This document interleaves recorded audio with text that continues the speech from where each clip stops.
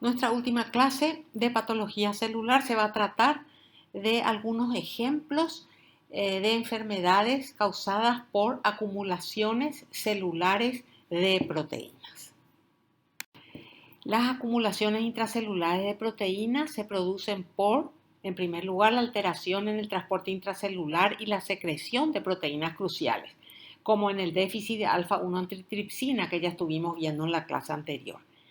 Se puede producir también por toxicidad de las proteínas con plegamiento anómalo, lo cual vemos en la enfermedad de Alzheimer y en la enfermedad de Parkinson, que eso sí vamos a ver en esta clase. Y también se producen por agregación de proteínas anormales como en la amiloidosis, tema que también vamos a tocar en esta clase. En primer lugar, vamos a ver algunos conceptos fundamentales sobre la amiloidosis. Donde podemos encontrar plegamiento anormal de proteínas y depósito de las mismas. La amiloidosis es un trastorno asociado a varias enfermedades hereditarias e inflamatorias en las que el depósito extracelular de proteínas fibrilares es responsable del daño tisular y la afectación funcional de los órganos. Las fibrillas anómalas que se depositan se producen por agregación de proteínas mal plegadas. Los depósitos fibrilares se unen a varios proteoglucanos y glucosaminoglucanos y a proteínas plasmáticas, sobre todo el componente del amiloide P sérico. La presencia de grupos de azúcar abundantes en estas proteínas absorbidas da a los depósitos características tintoriales parecidas a la del almidón, por eso se llama amiloide. ¿Qué es el amiloide? Es una sustancia proteinácea extracelular, amorfa y eosinofílica y que se va acumulando entre las células y luego las va atrofiando por presión de afuera adentro. Para diferenciar el amiloide de otros materiales hialinos, se usa la coloración de rojo Congo. Nosotros a la derecha tenemos una imagen con rojo Congo donde las flechas amarillas me están señalando los depósitos de amiloide. La amiloidosis es un grupo de enfermedades que tienen en común el depósito de proteínas con plegamiento anormal. Es importante recordar que más de 20 o 23 proteínas diferentes pueden agregarse y formar fibrillas con aspecto del amiloide. Hay 3 formas bioquímicas principales de amiloide y varias formas secundarias que se depositan en los órganos a través de diferentes mecanismos patogénicos que vamos a estar viendo enseguida. Por lo tanto, la amiloidosis no es una sola enfermedad, es un grupo de enfermedades que tiene en común el depósito de proteínas con similar aspecto. Las proteínas que forman los distintos tipos de amiloide comparten proteínas físicas y ultraestructurales a pesar de tener secuencias de aminoácidos diferentes, como estamos viendo en las imágenes de abajo. La naturaleza del amiloide tenemos que ver. ¿Cuál es su naturaleza física? Está constituido por fibrillas no ramificadas de 7 a 10 nanómetros de diámetro, como estamos viendo en nuestra imagen de la derecha. Y cada fibrilla tiene una doble hélice de 2 hojas plegadas en forma de filamentos gemelos separados por un espacio claro. ¿Y cuál es su naturaleza química? 95% está constituida por proteínas fibrilares y el 5% tiene glucoproteínas y el componente P que estuvimos citando que se sintetiza en el hígado y que está presente en todos los tipos de amiloide. Para identificar la proteína amiloide podemos usar la luz polarizada, el microscopio de luz polarizada o coloraciones de rojo Congo. A la izquierda abajo nosotros tenemos la imagen de un glomérulo con el microscopio de luz polarizada donde se ve ese depósito como áreas irregulares, algunas confluentes de color amarillento verdoso. Y a la derecha tenemos un corte histológico coloreado con rojo Congo, donde dos glomérulos presentan un importante depósito de proteína amiloide que hace prácticamente desaparecer sus estructuras normales.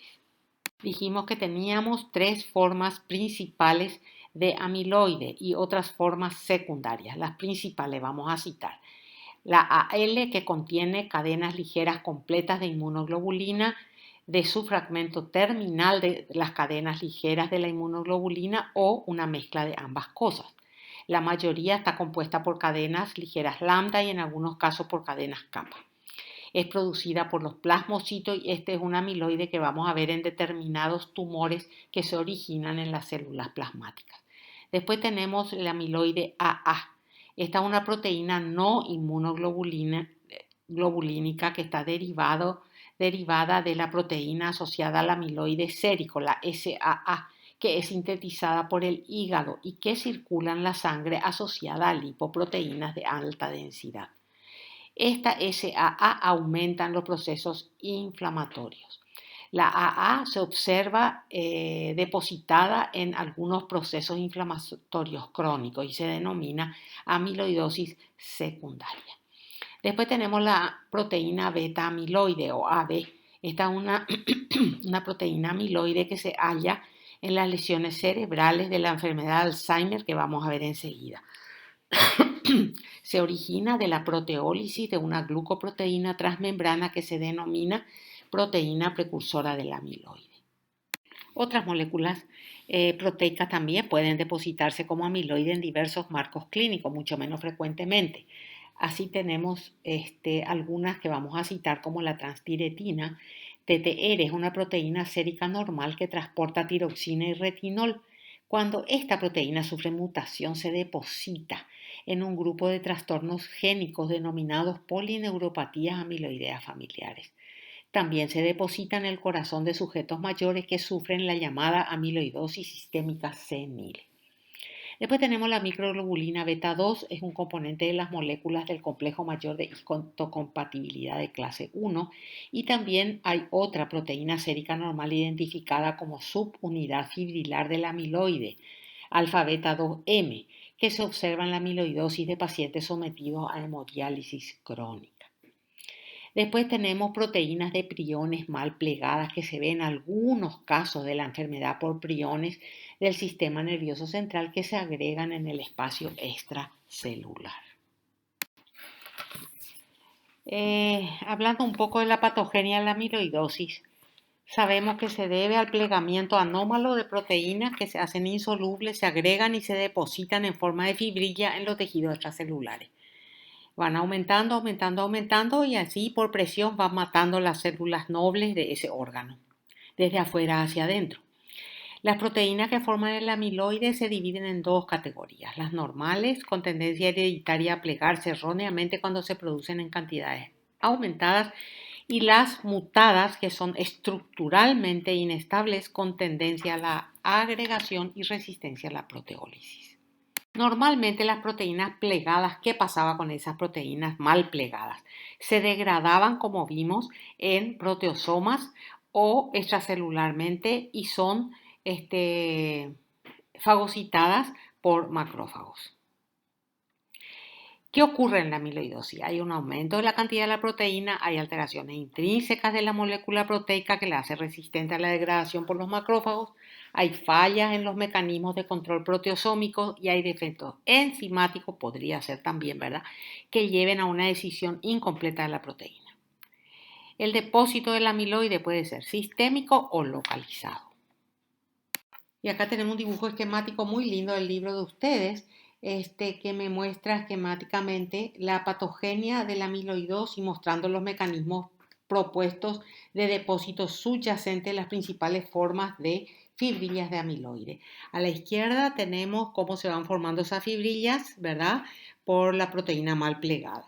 Después tenemos los dos grupos, producción de cantidades anómalas de proteína y producción de cantidades normales de proteína, pero mutante. En la producción de cantidades anómalas de proteína tenemos mutaciones adquiridas con la proliferación monoclonal de linfocitos B que se transforman en células plasmáticas y estas secretan grandes cantidades de cadenas ligeras de inmunoglobulinas, entonces hay proteólisis limitada y tenemos cantidad de proteína AL que se va a depositar. Cuando tenemos una inflamación crónica hay activación del macrófago con las interleuquinas 1 y 6, entonces eso afecta a los hepatocitos que producen grandes cantidades de la proteína SAA y hay una proteólisis limitada de esa proteína, entonces tenemos la proteína AA que se va a depositar en los órganos. Y por último, cuando tenemos una mutación de la proteína, es una proteína mutante, una transtiretina mutante, esa al ser así la proteína se va a agregar y va a producir la proteína ATTR que se va a depositar en los órganos patológicamente. Vamos a ver ahora algunas categorías anatomoclínicas de amiloidosis. En primer lugar, la amiloidosis sistémica. La amiloidosis sistémica puede ser una amiloidosis primaria, una amiloidosis secundaria o reactiva, como hoy en día se la llama, y dentro de este grupo entra también la amiloidosis asociada a hemodiálisis. En la amiloidosis primaria lo que se deposita es el amiloide AL y esto suele tener una distribución sistémica. Es la forma más frecuente de amiloidosis. En todos los casos, el trastorno se debe a una proliferación clonal de células plasmáticas que sintetizan una inmunoglobulina que tiende a formar amiloide debido a sus propiedades físico-químicas intrínsecas. Lo más conocido es la aparición de amiloidosis sistémica en un porcentaje de 5 al 15% de los sujetos que tienen un tumor que se llama mieloma múltiple. Es un tumor de células plasmáticas que asientan el hueso dando lesiones osteolíticas. La mayoría de las personas con amiloide AL no tienen mieloma múltiple clásico ni ninguna otra neoplasia manifiesta de linfocitos B. En estos casos se han clasificado como amiloidosis primaria nada más, porque sus características clínicas van a derivar de los efectos del depósito del amiloide en sí y no por tener una enfermedad asociada, o sea, por tener, por ejemplo, un mieloma múltiple. En casi todos los casos, sin embargo, pueden encontrarse inmunoglobulinas monoclonales, cadenas ligeras libres o ambas en el suero y en la orina. La mayoría de estos pacientes también tienen incrementos moderados del número de células plasmáticas en la médula ósea, que secretan probablemente los precursores de nuestra proteína AL. De este modo, los pacientes que tienen una proliferación policlonal de células plasmáticas, o sea, lo que tienen los pacientes es una gammapatía monoclonal en la que la manifestación predominante es la producción de una proteína anómala en lugar de producir masas tumorales, como sería el caso del mieloma múltiple. La amiloidosis secundaria o reactiva. Los depósitos de amiloide son de la proteína amiloide AA y se observa en relación a enfermedades crónicas inflamatorias como bronquiectasia, osteomelitis, TBC, enfermedad de Crohn, colitis ulcerosa, artritis reumatoidea. En esta forma de amiloidosis secundaria o reactiva, la síntesis de la proteína asociada al amiloide por las células hepáticas es estimulada por las citocinas interleuquina 6 e interleuquina 1 que se producen durante la inflamación y de este modo la inflamación prolongada va a llevar a un aumento muy sostenido de la concentración de esa SAA. Sin embargo, solamente el aumento de la cantidad de SAA no es suficiente para producir una amiloidosis. Por eso se cree que los sujetos que hacen amiloidosis, porque no todas las personas que tienen estas enfermedades crónicas hacen amiloidosis. Los que hacen quizás tengan un defecto enzimático, ¿verdad? Que dé lugar a un catabolismo incompleto de la molécula SAA, lo cual va a generar moléculas AA insolubles. Dentro de la amiloidosis sistémica, por último, tenemos a la amiloidosis asociada a hemodiálisis. En estos pacientes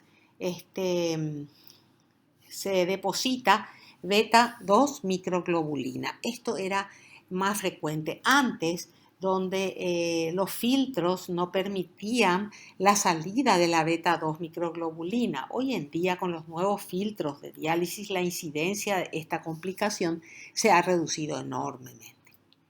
Luego tenemos la amiloidosis heredofamiliar. En este grupo tenemos dos enfermedades. En primer lugar, la fiebre mediterránea familiar, ¿verdad? Que es un trastorno autosómico recesivo que está asociado a la producción excesiva de citocina interleuquina 1 en respuesta a estímulos inflamatorios. Lo que se deposita es la proteína amiloide AA. Las proteínas fibrilares del amiloide, entonces, al ser AA, nos está indicando que esta forma de amiloidosis se relaciona con brotes recurrentes de inflamación.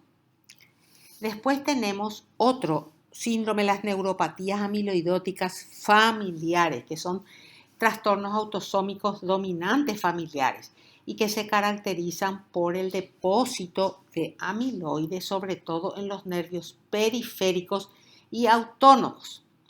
Se cree que las TTR, que son las que se depositan en estas zonas, tienen alteraciones estructurales determinadas por mecanismos génicos. Entonces estamos hablando de TTR mutantes y que al ser mutantes son proclives a un plegado inadecuado y a la agregación y por supuesto resistentes a la proteólisis. Veamos otras formas, otras categorías anatomoclínicas como la amiloidosis senil. Es la amiloidosis del envejecimiento. Sistémica senil. Se producen en personas que tienen entre 70 y 80 años. Y si bien es cierto que es sistémica, hay una afectación dominante del corazón. Por eso muchos le llaman amiloidosis cardíaca senil. Los pacientes sintomáticos acuden al médico porque tienen síntomas de una miocardiopatía restrictiva asociada a arritmias. El amiloide de esta forma deriva de la TTR normal. También se ha reconocido una forma de amiloidosis que ataca preferentemente el corazón. Se ve en pacientes de raza negra y en estos casos el depósito del amiloide es TTR mutante, a diferencia del anteriormente descrito. Después tenemos la amiloidosis localizada. Los depósitos de amiloide se limitan a un solo órgano y tejido sin afectación de ninguna otra parte del cuerpo. Así tenemos, por ejemplo, el cerebral senil, que vamos a ver enseguida, que se ve en el Alzheimer, donde se deposita beta-amiloide. Después tenemos las formas tumorales que pueden presentarse en lengua, pulmón, laringe, vejiga, piel, región periocular, etcétera, etcétera. Y los depósitos se presentan como masas nodulares detectables a simple vista. Y a veces solo pueden verse con la microscopía porque son masas muy pequeñitas. Algunos de estos casos suelen tener depósito de amiloide AL. Y después tenemos la amiloidosis endocrina, que es un depósito de amiloide en ciertos tumores, como por ejemplo el carcinoma medular tiroideo, los tumores de células de los islotes de páncreas, los feocromocitomas, los carcinomas indiferenciados de estómago. Y en pacientes no tumorales, por ejemplo, podemos ver en los islotes de Langerhans en sujetos que tienen diabetes mellitus de tipo 2. Vamos a ir viendo algunos ejemplos de todo lo que estuvimos describiendo. Acá tenemos el mieloma múltiple, donde hay depósito de proteína L. Vemos una bóveda craneana con lesiones óseas. Todas esas zonas oscuras que estamos viendo son las lesiones en saca-bocado que produce la proliferación de tumores de células plasmáticas. Y acá a la derecha nosotros tenemos células plasmáticas tumorales con abundante cantidad de inmunoglobulina en el citoplasma. Acá nosotros tenemos sistema nervioso central, depósito de material amiloide, que está señalado en ambas imágenes. Fíjense ustedes, se ve como masas homogéneas de color rosado oscuro. Para llegar a una conclusión certera de que esto es amiloide, tenemos que hacer una coloración de rojo Congo. Y acá tenemos dos imágenes donde los islotes de Langerhans están siendo sustituidos por esas masas de amiloide. Y acá tenemos ejemplos de una amiloidosis renales de una forma muy frecuente, donde podemos ver afectados los glomérulos del intersticio y los vasos renales. A la izquierda estamos viendo la superficie externa y de corte del riñón, donde se observan zonas blanquecinas irregularmente distribuidas en la superficie externa y que al corte presentan como un aspecto rayado. Es bastante inespecífica esta característica macroscópica. A la derecha tenemos a mayor aumento el corte de un glomérulo donde nuestra flecha de color celeste nos está mostrando el depósito amiloide. Y acá tenemos la visualización del amiloide con luz polarizada a la izquierda y con la coloración de rojo Congo a la derecha. Y acá tenemos una amiloidosis hepática.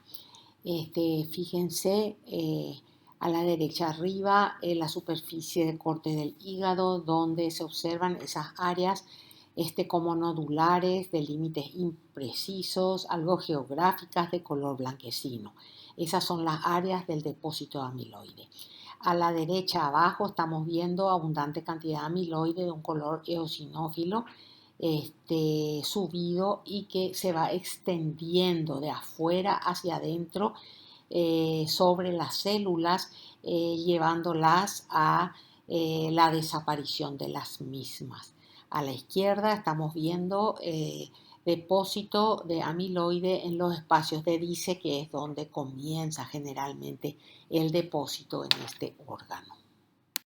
Y acá nosotros tenemos ejemplos de amiloidosis cardíaca a la izquierda, un corte transversal del corazón que me muestra ahí el ventrículo izquierdo y el ventrículo derecho. En el ventrículo izquierdo hay varias zonas nodulares confluentes de color amarillento que se deben, de color blanquecino que se deben al depósito de amiloide. Uno de esos depósitos está señalado con la flecha de color amarillo. Y a la derecha tenemos cortes histológicos del miocardio donde nos muestra el depósito de amiloide. En el vaso, el depósito de amiloide se puede dar a nivel de los folículos linfoides. Entonces nosotros tenemos una superficie de corte llena de pequeños granulitos, un aspecto granular llamado vaso en sagú, y eso estamos viendo en la imagen de la derecha. Puede tomar también las paredes de los senos esplénicos y el tejido conjuntivo de la pulpa roja, o puede afectar grandes áreas geográficas, entonces el aspecto se llama de vaso lardáceo. En la imagen de abajo nosotros estamos viendo un vaso sanguíneo, una arteriola del vaso con depósito amiloide. Acá tenemos un ejemplo de amiloidosis localizada de forma tumoral. El tumor amiloide de la lengua se presenta como un nódulo y que a la microscopía entre las fibras musculares estriadas que están señaladas a la derecha con el triángulo amarillo, podemos ver los depósitos de este amiloide. Uno de ellos está señalado con la flecha amarilla. Ahora vamos a pasar a hablar de dos enfermedades degenerativas del sistema nervioso central con acumulación de proteínas, ¿verdad? Estas enfermedades son el Alzheimer y el Parkinson. Estas son lesiones que se caracterizan por pérdida de las neuronas en la sustancia gris del cerebro. Tienen en común la presencia de agregados proteicos que son resistentes a la degradación a través del sistema ubiquitina-proteasoma. Estos agregados proteicos forman inclusiones en las células que son un reflejo del daño de las proteínas celulares nativas y conjugados en respuesta al estrés. Vamos a comenzar con la enfermedad de Alzheimer, en donde vamos a encontrar pérdida selectiva de neuronas en el hipocampo y la corteza cerebral. La enfermedad de Alzheimer es la causa más frecuente de demencia en la población anciana y la incidencia aumenta en función a la edad. Se presenta como una disfunción cortical grave. La mayoría de los casos son esporádicos y 5 a 10% son familiares. Y tiene una característica, el depósito de péptidos AB que derivan del procesamiento de la APP. Vamos a ver enseguida qué son estas moléculas. El factor de riesgo más importante para desarrollar esta enfermedad es la edad. Se ve en el 3% de las personas de 65 a 74 años, en el 19% de personas de 75 a 84 años y en el 47% de las personas de más de 84 años. Los casos esporádicos se presentan muy rara vez antes de los 50 años, pero tenemos que tener en cuenta que algunas formas hereditarias tienen inicio precoz. La enfermedad de Alzheimer se clasifica según la edad y según la causa. Esta es una clasificación bastante genérica. Según la edad tenemos la presenil que aparece antes de los 65 años y está relacionado con la enfermedad de Alzheimer familiar. Y la senil aparece después de los 65 años y está más relacionada con la enfermedad de Alzheimer esporádica. Según la causa, puede ser familiar, de causa genética, es poco frecuente, 1% de los casos, y la esporádica tiene causas múltiples, el 98% de los casos de la enfermedad. Muchísimo es lo que podemos comentar sobre la patogenia de esta enfermedad. Daremos algunos datos nada más. La alteración fundamental en la enfermedad de Alzheimer es la acumulación de dos proteínas, AB y tau, en regiones específicas del cerebro, posiblemente en relación con una o producción excesiva o una eliminación defectuosa. La generación de esa proteína AB es un acontecimiento iniciador clave para el desarrollo de la enfermedad de Alzheimer. Estas dos proteínas se van a relacionar con la aparición de placas y ovillos neurofibrilares que veremos son aspectos morfológicos en la histología de dicha enfermedad. Para entender un poquito la patogenia de la enfermedad de Alzheimer tenemos que recordar que existe un péptido transmembranoso denominado precursor de la proteína amiloide o APP. Este péptido transmembranoso sufre un proceso proteolítico, ¿verdad? Con la separación del dominio extracelular del mismo seguido de la degradación del componente intramembranoso. Enseguida vamos a ver la imagen de esto para que sea más claro. Entonces,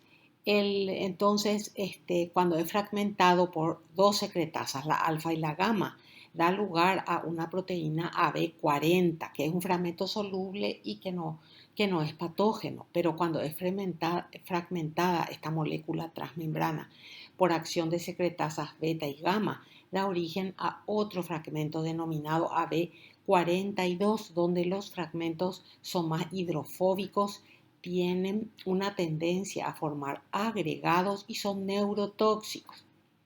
tenemos que entender que la generación de esta molécula de AB42 es un paso crítico, al menos en el inicio de la patogenia de la enfermedad de Alzheimer.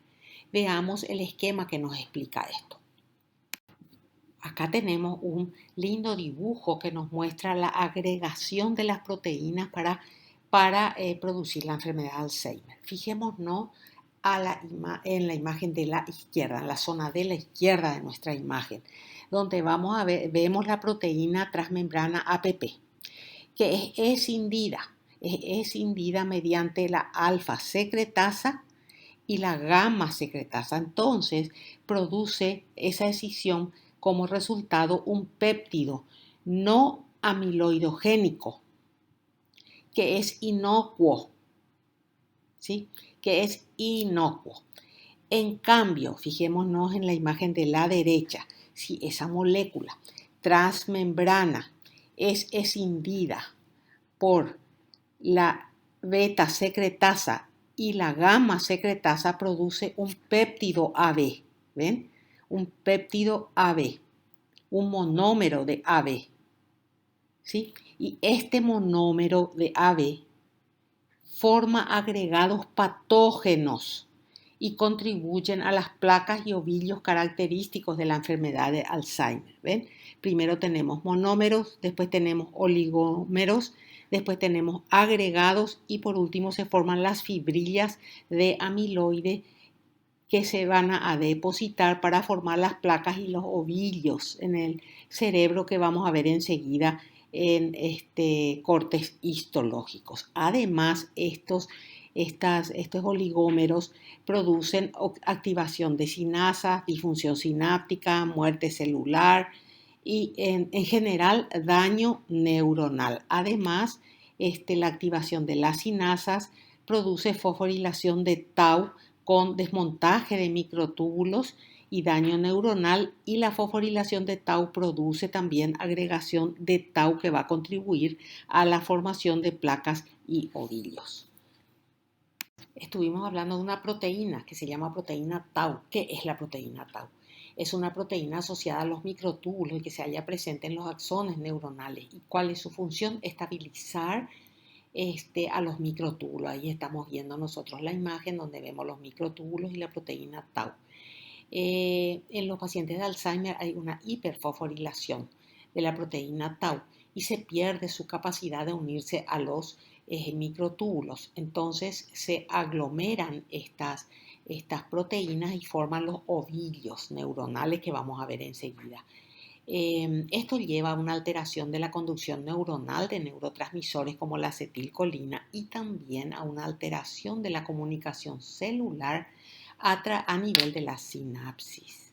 Sabemos que existen dos formas de la enfermedad de Alzheimer: la forma familiar, que es muy rara, 2% de los casos, y la forma esporádica, que es la forma esporádica le corresponde la gran mayoría de los casos. En la forma familiar de la enfermedad de Alzheimer podemos encontrar mutaciones del gen APP, que es la proteína transmembrana precursora de amiloide que estuvimos viendo en la imagen anterior. Esta proteína va a tener generación de proteína amiloide AB, que es directamente neurotóxica. Este gen se halla en el cromosoma 21 en la región del síndrome de Down. Por eso es que muchos pacientes con síndrome de Down, al llegar a los 50 años o incluso antes, presentan la enfermedad de Alzheimer. Podemos encontrar además mutaciones de los genes de presenilina 1 y 2 en el cromosoma 1. Esto lleva a la ganancia de función de la gamma secretasa, generando mayor cantidad de AB42. Después tenemos pacientes que tienen un alelo del gen de la apoproteína E, el E4 en el cromosoma 19. La dosis aumentada de este alelo aumenta el riesgo de enfermedad en comparación con la población control, y la carga del amiloide AB en el cerebro va a ser mayor, con reducción de la edad de aparición de la enfermedad. Las formas esporádicas de la enfermedad van a tener factores predisponentes. Acá estamos citando solo algunos de ellos. Por ejemplo, el envejecimiento, que lleva a un aumento del estrés oxidativo cerebral y un aumento de las citocinas proinflamatorias como la interleuquina 6 y el factor de necrosis tumoral. La hipercolesterolemia, los metales de aluminio y mercurio, la diabetes, la hipertensión, la obesidad y el tabaquismo. Y ahora vamos a ver los cambios morfológicos de la enfermedad de Alzheimer. En la macroscopía vamos a ver una atrofia cortical. Acá tenemos cerebros de la enfermedad de Alzheimer donde se ven un aumento relativo de los surcos por una atrofia cortical. En la microscopía vamos a encontrar ovillos de degeneración neurofibrilar, placas seniles y la llamada angiopatía amiloidea. Un aspecto que solemos ver en los cortes histológicos es la presencia de los llamados ovillos neurofibrilares, que son haces de filamentos que contienen la proteína tau y se localizan en el citoplasma de las neuronas, donde pueden rodear o desplazar el núcleo. Acuérdense que la proteína tau que se ve en estos ovillos está anormalmente fosforilada, por eso adopta este aspecto. Adoptan a menudo una forma elongada y llamarada, como estamos viendo en la imagen de la derecha abajo señalada con la flecha oscura. Al microscopio electrónico estamos viendo una imagen arriba. La zona de los filamentos está marcada con la flecha amarilla y se presenta como filamentos helicoidales pares junto con algunos filamentos rectos. Esto se ve preferentemente en las neuronas corticales, especialmente en la corteza entorrinal y también en las células piramidales del hipocampo, la amígdala, el prosencéfalo basal y los núcleos del RAFE. Estos ovillos son insolubles y parecen resistir a la eliminación en vivo, de forma que después se suelen seguir viendo, son visibles en los cortes de tejido como ovillos fantasma o en lápida, mucho después de la muerte de esa neurona que le dio origen. No son específicos de la enfermedad de Alzheimer y se pueden encontrar en otras enfermedades. La proteína AB amiloidogénica es capaz de generar sinasas que van a aumentar la fosforilación de tau y, por supuesto, aumentar la presencia de los ovillos neurofibrilares. Las placas neuríticas son colecciones esféricas focales que están constituidas por prolongaciones neuríticas dilatadas y tortuosas llamadas axones distróficos que se hallan alrededor de un núcleo amiloide central, que puede también estar rodeado por un halo claro. Este halo puede estar presente o no. Estas estructuras pueden medir de 20 a 200 micras de diámetro. Y en la periferia podemos encontrar células micróglicas y astrocíticas reactivas. Ese núcleo amiloide central está constituido por las proteínas AB 40 y 42. Complemento, citocinas proinflamatorias, apolipoproteínas y alfa-antiquimiotripsina. Ahí nosotros estamos viendo un corte histológico donde vemos los axones y dendritas distróficas irregulares y el núcleo amiloide. Estas placas neuríticas pueden encontrarse en el hipocampo y la amígdala, así como en la neocorteza. Donde no se observa o donde generalmente las neuronas están bastante conservadas son las cortezas primarias motoras y sensitivas. Este núcleo del amiloide se puede teñir con rojo Congo, como estamos viendo en la imagen de abajo a la izquierda. En la imagen de arriba a la derecha estamos viendo las prolongaciones dendríticas y axonales distróficas coloreadas con plata. Y en la imagen de abajo una coloración de hematocilina y eosina donde me muestra el núcleo amiloide rodeado de las prolongaciones neuríticas dilatadas y tortuosas, o sea, los llamados axones distróficos. A veces podemos encontrar placas que son difusas. ¿Qué quiere decir difusas? Que alrededor no tienen prolongaciones neuríticas circundantes. Estas se suelen encontrar en la corteza cerebral superficial, los ganglios de la base y la corteza del cerebelo. Se cree que estas placas difusas representarían un estadio inicial en el desarrollo de las placas según los datos de estudios de pacientes con trisomía 21. En las placas difusas va a predominar la AB42, no como en las otras placas neuríticas que estuvimos viendo donde había tanto AB40 como AB42. ¿Por qué se produce daño celular cuando hay depósito de AB? ¿Por qué? Porque hay activación de microglias y hay activación de respuestas inflamatorias con liberación de citoquinas neurotóxicas que producen daño oxidativo.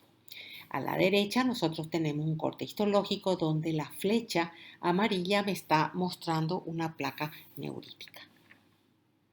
Además de las placas y de los ovillos diagnósticos que estuvimos viendo, en la enfermedad de Alzheimer podemos ver algunos datos patológicos adicionales, como por ejemplo la angiopatía amiloidea cerebral, que es un rasgo casi invariable de esta enfermedad.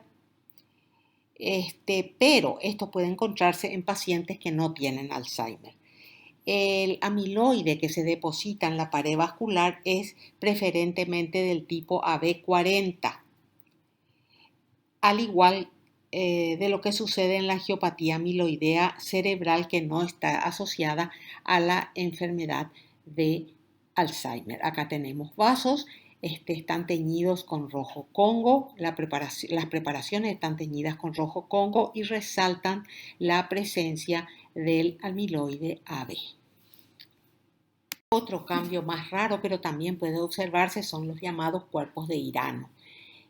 Son cuerpos eosinofílicos, groseramente redondeados, arrosariados, cuyo componente principal es la actina y se halla en el citoplasma de las neuronas piramidales del hipocampo principalmente. A la derecha estamos observando una neurona con su correspondiente cuerpo de Hirano intracitoplasmático señalado con la flecha amarilla.